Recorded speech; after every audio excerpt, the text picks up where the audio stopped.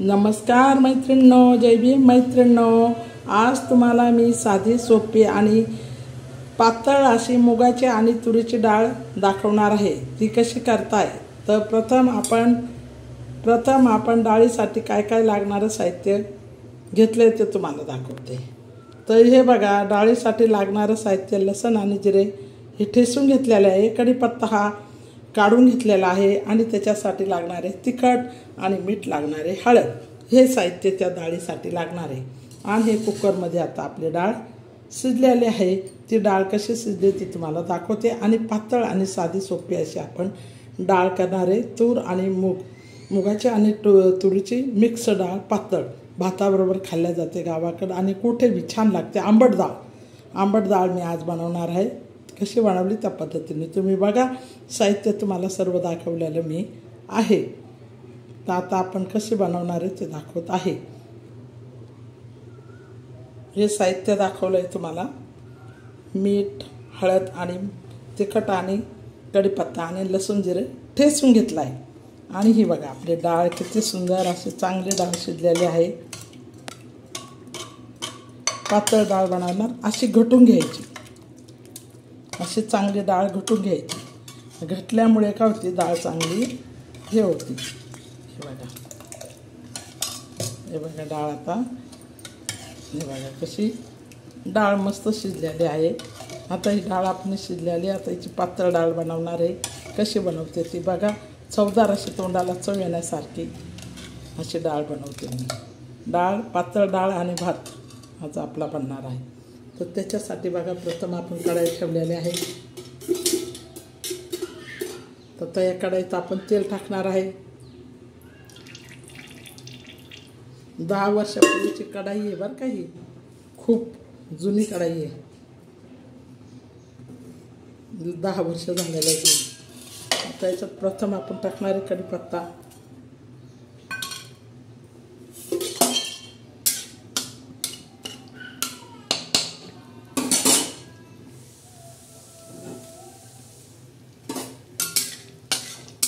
आता ही कढीपत्ता टाकलेला आहे आपण।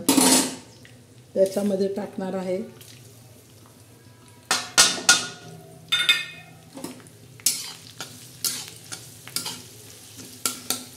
खूप जुनी कढाई आहे, जुनं ते सोनं असतं। आता अशी जाड वस्तू भेटत नाही।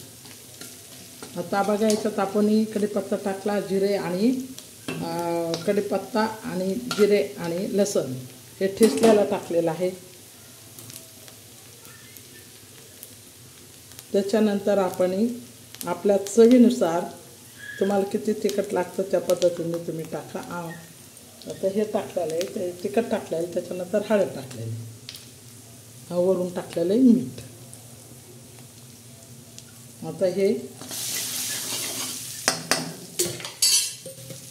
ही डाळ आपण डाळ टाकलेली आहे।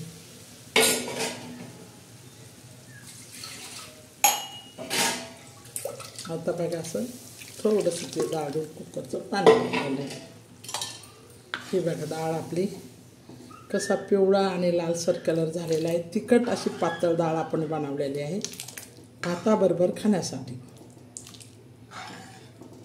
तर ह्या डाळीला आपण उकळी येऊन देऊ।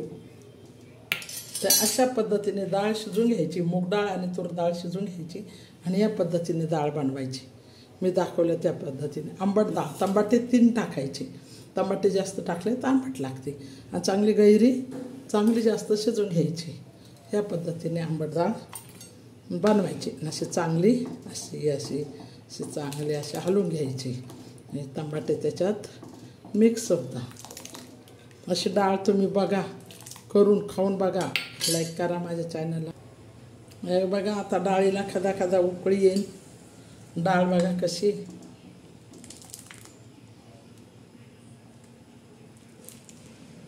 उकळी पातळ आणि एकदम चवदार डाळ झालेली। अशी घोटायची, घोटेल डाळ आंबट गोड आपण आज बनवलेली आहे। तर ह्या पद्धतीने डाळ तुम्ही बनवा। बघा कशी डाळ बनवलेली आहे। डाळ फ्राय नाही म्हणते याला, आंबट डाळ। कोणी चिंचा टाकतं, कोणी आमसूल टाकतं डाळीमध्ये शिजताना, आणि मुगाची आणि तुरीची डाळ शिजून घेता आणि लसणाची आणि कढीपत्त्याची फोडणी देता, वरून कोथिंबीर टाकता. आता आपल्याकडं कोथिंबीर नाही आहे, आपण साधी आणि सिंपल बनवलेली आहे. गावाकडची रेसिपी आंबट डाळ बनवलेली आहे. तर ह्या पद्धतीने पातळ आणि आंबट डाळ तुम्ही बनवा. डाळ बघा कशी गदा शिजते. आता आपली डाळ शिजली आहे. डिझाईन बघा कशी तयार झालेली आहे, किती सुंदर डिझाईन.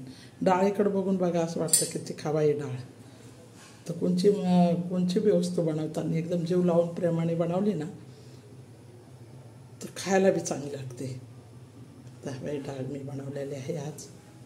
ह्या पद्धतीने तुम्ही डाळ बनवा. तर आपली डाळ उकाळलेली आहे.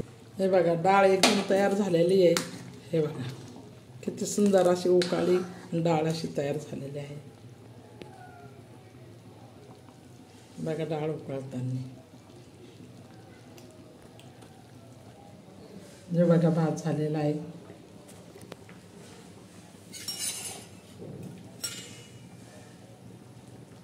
भात बी झालेला आहे आपला.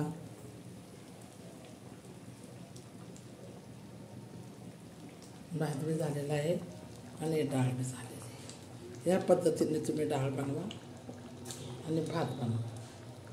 डाळ आणि भात बनवा. हे बघा आपली रेसिपी गावाकडची आंबट डाळ तयार झालेली आहे डिशमध्ये. या पद्धतीने डाळ तुम्ही बनवा, खा. चॅनलला लाईक करा. हे बघा डाळ तयार झालेली, भात, डाळ, बाजरीच्या भाकरी आणि ही लसणाची चटणी, पाट्यावर वाटलेली लसणाची चटणी गावाकडची.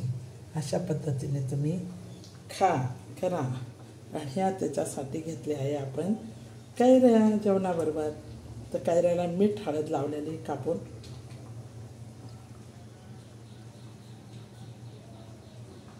लसणाची चटणी, डाळ, भात आणि भाकरी आणि कैऱ्या.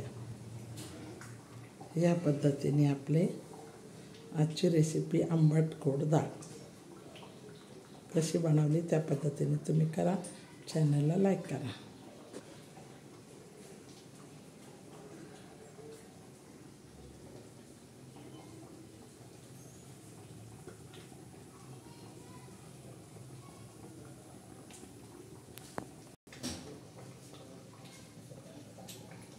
भेंड्या